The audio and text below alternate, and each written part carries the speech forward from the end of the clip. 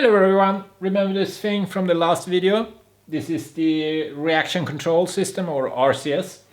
Well, it's finished. It's finished to a state where we can start testing it. It's not finished as a project. There is a lot of work to do. As you can see, it's a bundle of wires up here. We need to figure that out, and well, it's not correctly built, but we can start testing it, and it's working. So, was this build a easy build to do? Well, no, not really. Or not. Activate. What the I would lie if I said it didn't come with any issues, because it did. I spent almost 2 weeks of troubleshooting this thing, and the main problem was this little thing. This is the focus. This is the relay board, or first generation relay board we used on this thing, and it turns out that these valves, they made in China. What they state on the side is actually incorrect, and we ran into some problems with that. And it turns out that those valves are taking more current than what they're stating on the side of it. And another thing, it's a spool. It's an electromagnetic spool. And what they do are, when you hit them on and off, they are accumulate current inside them, which means they're basically holding current in the solenoid. And over time that builds up, and it turns out that the relay board can't deal with that.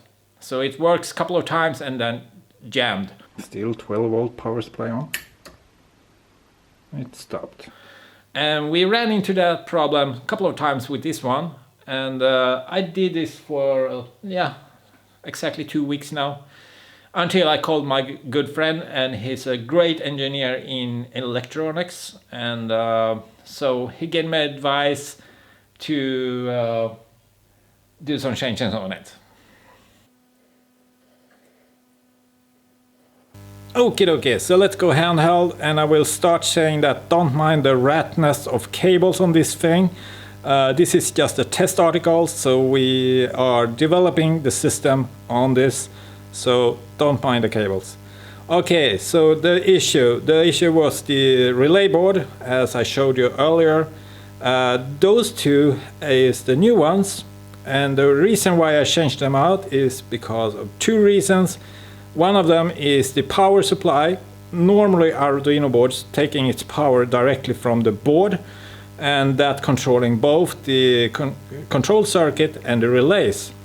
And the relays is the problem in our case. Because of the high current running through the system, those relays has a tendency to weld shut internally.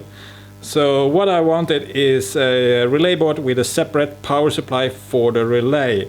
And I say for the relay, not the control circuit. So the control circuit is taking its power directly from the board, and the relays has its own power supply, so it can handle higher current with a power supply directly from the board. And another thing, having 2 separate power supplies, one for the control circuit and one for the relays, is that those relay board has a bridge, the blue little thing on the side over the 2 pins. If you remove that, the current from the battery can't go through the relays and back into the Arduino, because it's taking that way through. So if you remove that bridge, there is no path between the relays and the circuit itself. So it's a safe thing to do, and I will recommend doing that when you're dealing with high current systems that can destroy the Arduino board. And another safety feature we installed in this system, as you can see, those black things, those are diodes. They are basically a check valve for current, so it can only run one way, and if you're trying to go back, it will stay there. So enough with the wobbling and let's power it up. Okay, so I activate the system, holding it steady.